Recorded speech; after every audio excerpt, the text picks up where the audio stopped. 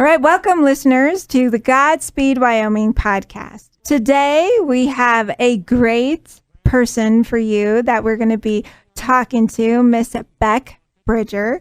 So we're so happy that you're here, Beck. Thank you for joining us on the Godspeed Wyoming podcast. It's an incredible honor to be here today. It's just so rewarding to come across community members who are so adamant about spreading the word and just being a light for other people. So thank you for having me today. Wonderful. And then talk about being the light. So I know this isn't a podcast where you could see us, but as I'm looking across at Beck, she is just beautiful, of course, but has this illuminating light about her. And so that's just one of the reasons why I felt like I needed to have you on this podcast.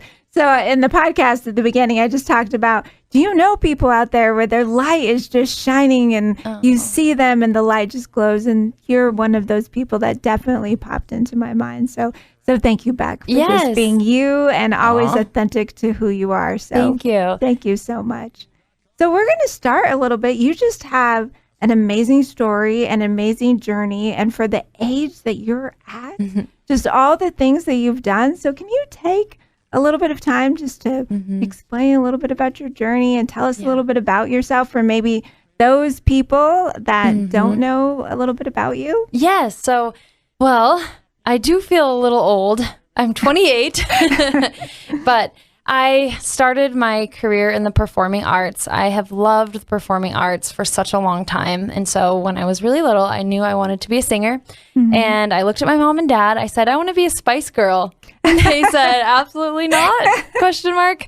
So Which Spice? Yeah, so I actually really loved Sporty Spice. Oh, there you go. I have the movie. I had the Barbie doll versions of them, their CDs. So growing up, music was like a huge part of my life. And so at a young age, having that desire to be on stage really kind of sparked something in me that I didn't know I had. And so really where all this started was a lot of prayer, a lot of pleading with my mom and dad and asking them, I really want to do this. I really want to do this. And so my story is very unique because I'm adopted. I'm the only child of a wonderful family. And actually, tomorrow's my adoption day, so that's exciting. Oh, that is beautiful. It's really special. I just got goosebumps. Really? I know, I did too, actually. So great. Later in the podcast, you'll hear a little bit more about my testimony. So it is kind of a hard season for me, but kind of talking about my childhood a little bit. Grew up in this beautiful city of Sheridan, Wyoming. Always had wanted to pursue the arts. And so right after high school, I decided I was going to move to Los Angeles. I attended the AMDA, it's called the American Musical and Dramatic Academy of the Performing Arts College and Conservatory for Musical Theater and Dance. I loved it there. I did go through that phase of, I want to leave Sheridan, Wyoming. I never want to live here again. And then here I am representing Wyoming in many different capacities. And so coming home to the state of Wyoming and really feeling that love for my family and the community is also kind of what drove me to continue serving our state. And so once I moved back home, I decided to compete for Miss Wyoming. I had never competed in a pageant before. I said, Dad, I want to compete for Miss Wyoming. He said, what? And I was like, yeah, I want to do this. I want to win. And then he said, if you're going to do this, you're going to compete to win. And so I said, okay. And That's then wonderful. little did I know that I would end up winning. So I ended up winning Miss Wyoming, the title of Miss Wyoming 2018. I had the opportunity of performing at Miss America 2019 on the national stage in Atlantic City on the boardwalk on national television for ABC. So that was kind of my first taste of national TV, and I loved it. And most of all, I loved serving the families. My impact story for Miss Wyoming was that I was adopted. So I had the opportunity to go around to families throughout the community of Sheridan and the state and advocate for girls who might have never seen themselves in someone else. And so there's this piece of identity that I was really working towards finding on my own, and then also trying to impact that in other women as well.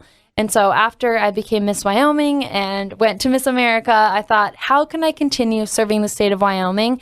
And then I had another crazy idea. I said, I should look at the Army. And my dad said again, he was like, what this time? And I said, Dad, they have auditions to join the Army. And he was like, auditions for the Army? That doesn't make sense, Beck. I said, Dad, I want to be a vocalist for the Army. And he said, I don't know if you can do that. You have to be pretty tough. And I said, oh, okay, watch me. So I competed to win again. And I auditioned for the 67th Army Band, Wyoming's own. We are the only band in the state of Wyoming that represents Wyoming. We're a member, or we're like a function of the Wyoming National Guard. So we go on tour around the state performing for different community groups and events, and we really play a huge part of recruiting. And so I became the first vocalist for the state of Wyoming, and I shipped off to basic training and the U.S. Army School of Music, and I said, Dad, I'm going to do this thing. And so then I came back, and now I'm a sergeant in the U.S. Army. Congratulations. Thank you. Thank you. Yeah, it's been such an incredible journey. And so it's fun to do a little bit of both. And so after I joined the Army, I said, okay, what now? And of course, the opportunity came to mind.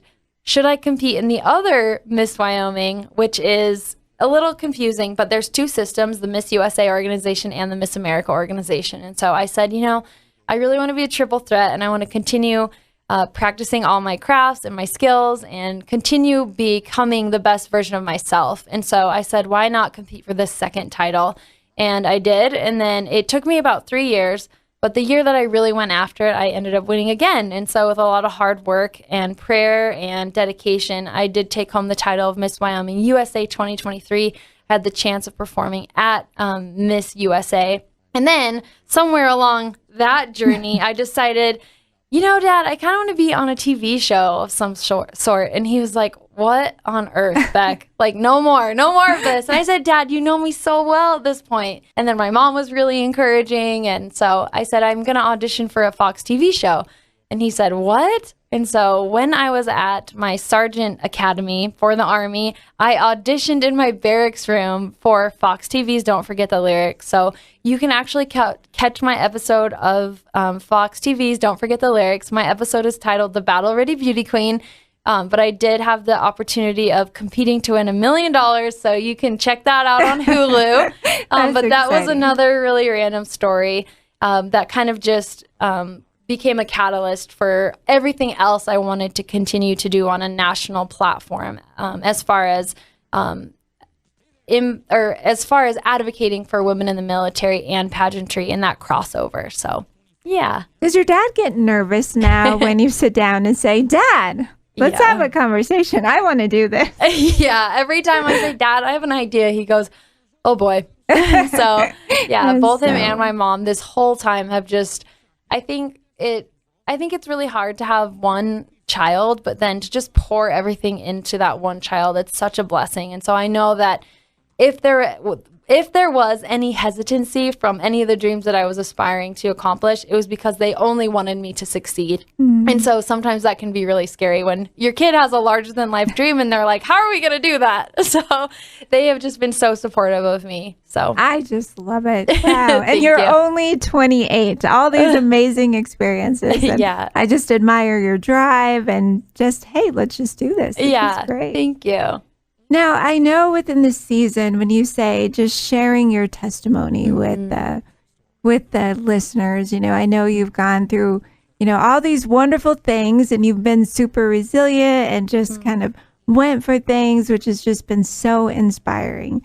But we always know that there's some challenges that come with us in our lives. And you've experienced some of those things recently. So do you mind sharing with the listeners a little bit about your testimony and maybe some a recent challenge that you've gone through? So I would love to. And a huge part of my testimony is really sharing that like authentic piece of who I am. I think so much on social media, we just get that highlight reel, and a huge part of my story and how I have seen God work through my life. When I look back, they say hindsight is 20/20, but when I competed for Miss Wyoming that first time, it's so interesting to me that my story then was this piece of adoption. And then to transition into the military, it happened to be such an important year for our family because in 2020, when COVID hit, my mom was diagnosed with stage 4 cancer. And that's a really hard diagnosis to receive, especially before you're about to ship off to basic combat training. And so this whole story has just been threaded with resilience.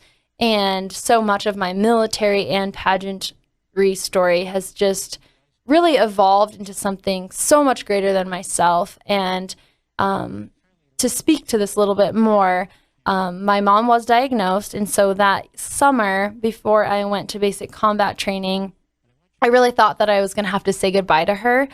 We weren't sure how it would play out. And so having that in mind, it was really hard to leave for 7 to 8 months with the idea that I might not get to say goodbye to my mom. And that was hard because how do you keep going? How do you keep going knowing that like someone that you love very dearly is like at home and could potentially, you might not get to see them again. And so with strength in my heart and so much prayer and really a foundation that God had provided me throughout all of this time, I was able to really find that strength in everything that I was doing for the military. And it made it that much more special for me. And one really special thing about my mom, which I'll continue to tell my mom's testimony too, was that she was a VA psychiatric nurse. And so she also had this love for serving vets and the military. So it's interesting how it becomes really threaded together. And I can see how God had his hand in it this whole time. And so after I came home from basic combat training in the School of Music, to my surprise, my mom actually had a full recovery, which praise God, he just works in the most mysterious ways. And I really trust that when I went away, that he was just strengthening me for what was to come. And, I'm a big believer that like, if you really do believe in God, we have to be accepting of whatever that outcome might be. It might not always be exactly what we want. But that means that like, I have to put my trust in God and what his story is for me. And so as time went on, I continued to travel all around the world. I went and recorded that Don't Forget the Lyrics episode. But what was so fascinating about all of this is that my mom continued to actually worsen. And so while we thought we had this beautiful diagnosis and we thought that she was healed, more things kept unfolding. And so I found myself in this position of serving the state of Wyoming as a soldier, serving the state of Wyoming as a title holder, as Miss Wyoming, and then also being on national TV, sharing her testimony of cancer, sharing that she was continuing to fight no matter how hard the circumstances were. And so because she was so strong, it really gave me permission to be strong for her. And there were many times that I did feel like I was broken. It's hard when you have that diagnosis. And so continuing on, I went to Miss USA, and when I came home, my mom's health actually started declining really fast. We weren't able to put our finger on it, and nor were the doctors. And so right around November is when her health drastically started to decline, and it was something that we have never seen. It was so fast. She lost her ability to speak, to walk, and it became a series of caregiving. And so I never thought that God would put me in a position of bearing all these titles and then also being a caregiver. But I think I've learned through this is that like no matter what titles you bear, we all really have the same job, which is to love one another. And so no matter what title you have, at the end of the day, it's how deeply you loved and cared for the people that God has put in your life, and also the people that you might have never crossed paths with. And so from November to about April, I began this journey of caregiving for my mom at the age of 28. I know there are so many people out there who've also navigated this reality, and it's a very hard one to do. And then we did end up losing my mom on Easter week, which was so interesting because she was such a believer in Christ, and she entered hospice on Easter Sunday, and then we lost her, and she went to heaven on April 4th of 2024. So it was such a catastrophic journey. I think I'm still even in this place of navigating grief. But I also think that like grief is a huge part of my testimony because I know that it has never overcome me.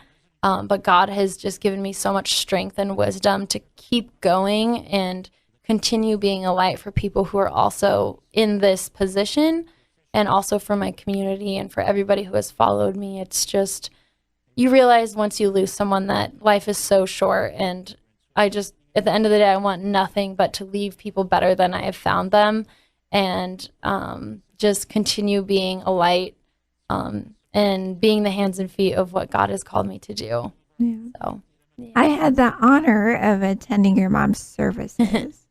And I watched you as you spoke about your mother. And I have never experienced just watching somebody like yourself with so much grace, and just, you were so articulate, and you just represented your mother so well.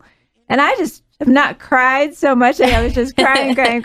But what you did for your mother and just honoring her, I'd never left a funeral feeling inspired. Like, I left there and I thought, wow, she is was an amazing woman. And then Beck is a strong, amazing individual. And and thank you for allowing me to call you and say, hey, can you share this? Because I just wanted others just to hear, we see beautiful Beck, and you could sing, you could do all these things, but yet just being a little vulnerable during this time of just such a difficult time, and being able to share how you're overcoming that and what that looks like, and then just being the caregiver and just humbling yourself to just love and care. And your mom is just, you're like every parent's dream, that our kids would represent us so well, like you represented your mom, and just, you could tell the love and the care that you had for her. Yeah.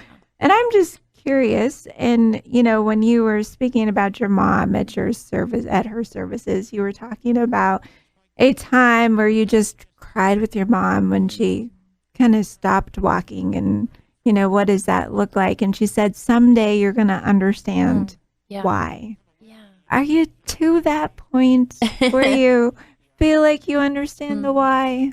I think that it's human nature to question the why.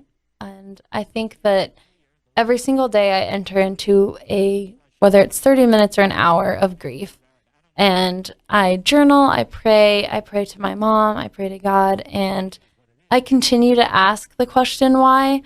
But I also think that God is so big in the way that he's revealing the why to me. It's been slow, but also very random.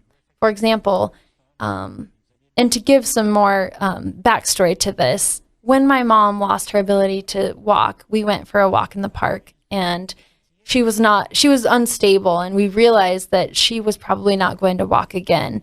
And so we got back to the car, and we both started crying, and I just said, Mom, I don't know what to do anymore.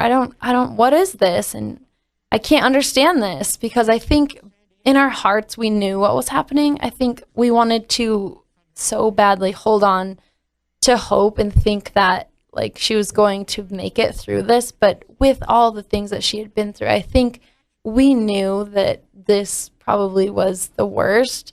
And we were crying and crying. And I said, I just don't understand this, Mom. I don't understand this. Like, how can this be a reality for you? You're amazing. You're my mom. Like, you're the one that's not the mayor. You're not the Miss Wyoming. Like, you are the mom. Like, you make the dinners for us, and you do all the cleaning, and I just can't understand this. And I just couldn't grasp it. And all she said to me was, you will.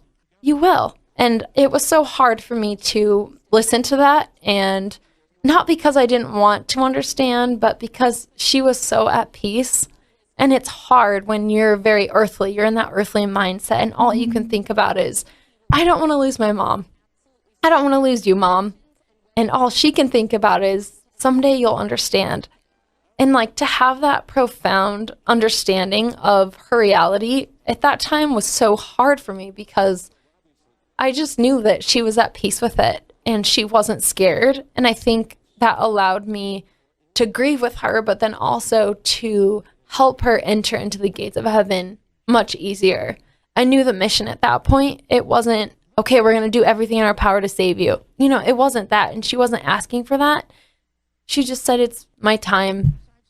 And it's so hard to hear that because all you want to do is hold on. And all I could think about was, what do we have to do? Like, we have to make waffles. We have to like go get your favorite flowers. We have to like go to an amusement park. Like, what do you want to do? You know, we have to have a wedding. We have to do all this stuff. And she just was at peace, you know? And that was the most beautiful thing about that, was she was in so much peace that it allowed me to be at peace. And I realize now, like, what if, you know, she was just being really strong for her daughter, you know, and I'm so grateful that God gave her that strength and that he gave me that strength for my own family. And so to answer the question of why, I don't really know, but I also know that like God is so big and that he continues to show me that my mom has worked so much in heaven already for me. And it's been so big that I haven't been able to understand. But to get back to my example, I was singing at Miss Wisconsin USA last week. And it was the first time I put myself back out there to sing on a big stage with big lighting, all the rigging, fully memorized music, singing Whitney Houston, all my favorite artists, away from home, doing exactly what I had done before my mom had passed away. And I was so nervous because I thought, what if I can't do this anymore? You know, what if I've grieved so much and I've sang so much and it's not the same without her, that I can't sing anymore? And I was very nervous. In fact, I was walking around the house memorizing all these words. I was overdoing it, you know, just not trusting God in the fact that he's brought me to this place for a certain time. And I get on stage and I just sing. And it was probably like one of the best performances I have ever sang. And I felt for the first time that, oh, this is what my mom meant by like, she will continue to work in my life. And I felt like she was more present than she ever has been, even in like the last half of a year, because she was sick. She wasn't able to support me along these missions. And just to have that spiritual presence, I really felt that she was there with me, which was amazing, so special. Yeah. So she still definitely lives within you and lives within your heart. And we're shining her light through this podcast. Yeah. You know, so thank you so much, Beck. We're just being, again, so willing to just, I know that this testimony is going to help so many people out there, just sharing your light, your beautiful light, and just the beautiful light of your mom. What an amazing woman. Thank you. So as we wrap up here, I just want to ask a question. You know, if you have so many platforms, like just so many people that you can touch, whether you're adopted or whether you're a veteran or whether you have a loss of a loved one.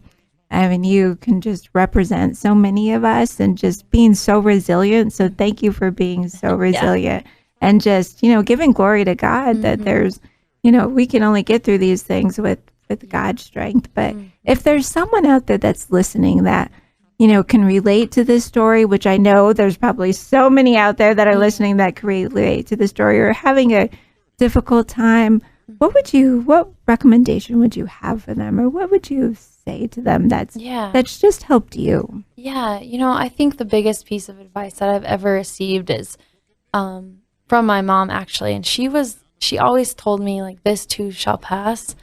And it sounds cliche, but I really think that the best advice I could give someone else is to not be afraid to enter into your grief, not to hide away from the pain that you might feel. I think that we live in a very fast, convenient, earthly world where, you know, we want to be on our phones and we want to try to hide and shove all of our feelings and emotions down. But I truly think that God has given me this platform so that I can share in hopes that people will feel more comfortable with acknowledging how they're actually feeling. And so I think identifying the heart posture of where you're at in your life, I think that is going to be the most pivotal time in your life when you can really acknowledge and address what that means for you, and know that there's so many people out there that love and value and care about you and are willing to meet you and come alongside of you during your grieving, and that you don't have to suffer alone. You don't have to suffer in silence. And so we should be creating this normalcy for talking about these things a lot more. And so my best advice is to just, you know, continue having those conversations with your loved ones, and because you do deserve, and you have a place at the table, and God is opening that door for you to open your heart, and people will love you no matter what. So yeah. One more thing I really wanted to add is that, sorry if we're cutting it short on time, but where this has kind of gone is, it's so interesting because I have a new job. I started working at Keene Funeral Home. And so I think it's super important to just mention that through all of this grief, God has given me this opportunity to meet people who are grieving their loved ones. And so that is kind of what this message is too, is that, you know, it's okay to talk about grief, and it's okay to be in that environment. And so to have that opportunity to come alongside people when they're grieving has been an ultimate blessing from God, and one that I know my mom is a part of. So if there are people grieving out there, it's okay, and you're not alone. That is just amazing. That is so well said. It's cool. So beautiful. And then it takes such talent to be able to work with at a funeral home or with people that are passing. And I couldn't imagine just an amazing person like you to walk with people during such difficult times. I mean, you've lived through it, and it just helps when you have somebody who's been through that experience. And again, you just have such a loving, caring personality. And so, so I know you have a big day tomorrow, right? Like you're leaving for your big, so tell the listeners a little bit about so it's your adoption day. Tomorrow's a big day. Right? It's your adoption day, and then you're traveling. So tell us about where you're traveling. Yeah, so with my adoption day, my mom and my dad, we always used to go out and celebrate, but we'll be postponing our celebrations because I will be headed to Greeley, Colorado, where Miss Wyoming USA and Miss Colorado USA pageants will be held. So I will be passing the crown on to my successor this weekend on Sunday. So it's bittersweet. It's been an amazing journey as Miss Wyoming USA,